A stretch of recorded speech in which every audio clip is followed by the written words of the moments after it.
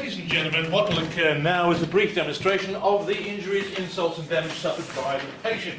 This will take three parts. First is a 3D immersive experience, which you may find a little confronting as it does involve nudity and massive medical scarring. If that's the case, we have a slightly less confronting 2D experience.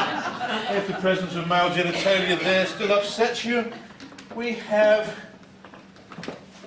a calming visual aid. See the pussycat playing with the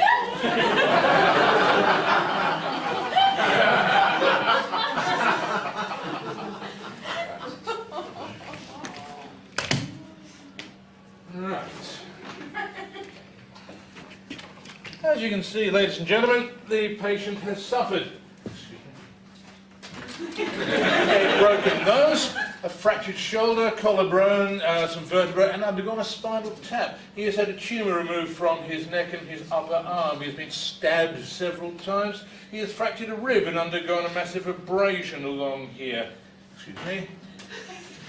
He is suffering from a hernia. He has broken his coccyx. He has broken several fingers and toes. He has been shot with a bullet wound just there. He has had global case of seronegative rheumatoid arthritis, leaving him in pain in all joints bar his hips. Excuse me. He has had necrotizing fasciitis with massive surgical scarring. And finally, ladies and gentlemen, he has received a new ball bag. And I survived it all, ladies and gentlemen, and so can you. First thing is, well, if you have the kind of damage that I've had, you can't help but thinking about it. And the first thing I thought was, what does all this mean? And true story is, fucking nothing. See, people when they get damaged, the first thing they do is go, oh, poor me, oh God, why am I being punished? What have I done? What have I done? Shut the fuck up. Basically, it's not personal. Diseases don't know your address. Injuries don't know who you are or where you live. It just shit happens. It's just random, I promise. Sounds a bit rich coming from me. Well, no, actually, it makes sense that there's got to be some random guy who gets all of the random shit all of the time, and that's me. See, the thing is, you're not defined by your illness. You are not shaped by your disease. You are bigger than suffering. You are better than pain. And so now we come to the simple fact that what's real, what's important? The only real thing, the only important thing is my relationships. That's it. My relationships between my friends, my family, and my wife and me is the only thing. So you burn down a house, you can build another house. You burn down a relationship, well, you're fucked. You can't get that back. And so, yes, being in a lot of pain all the time has taught me resilience, and it's taught me patience, and it's taught me to keep on going. But I kind of would have had that if I was the ice cream champion, you know, or the pizza eating champion, you know, anything we achieve. Essentially, we've got to ask ourselves, with $7 million, was it worth keeping Adrian alive? Because, I mean, I would say, yes, and thank you. But look, for your $7 million, what you're getting at the end is an unemployed comic. Is that taxpayer value? And basically, I've talked to doctors and nurses and everyone about this, and there's two strong themes that come out. The first one is the comes good hypothesis, or the comes good phenomenon. In Australia, we live culturally on the idea of might come good. Right, we know that the grandsons of bogans are the ones who invent our best shit. They do our best discoveries, they are the captains of industry, our sporting superstars, our political and social reformers, right? Grandsons of bogans. Trouble is, we don't know which grandsons from which bogans are going to be the ones that change our world for the better. And of course Australia goes, we've got no population, we've got to save them all.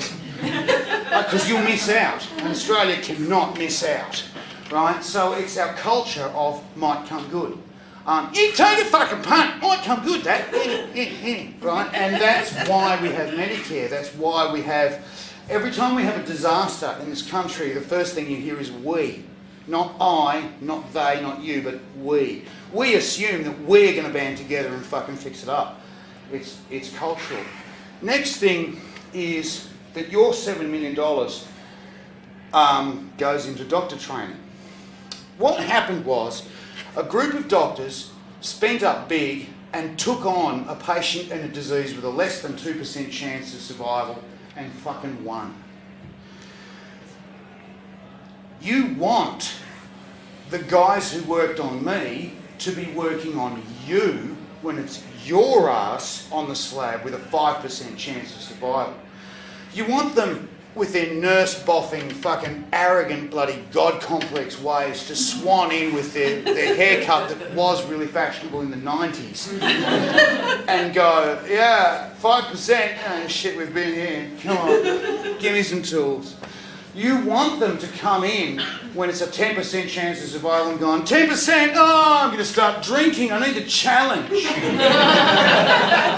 You want them when it's a 20% chance of survival them to come in and go, 20%? Oh, fuck this, I'm not coming in. I'm not even coming in at all. Give me a mobile phone and a stick.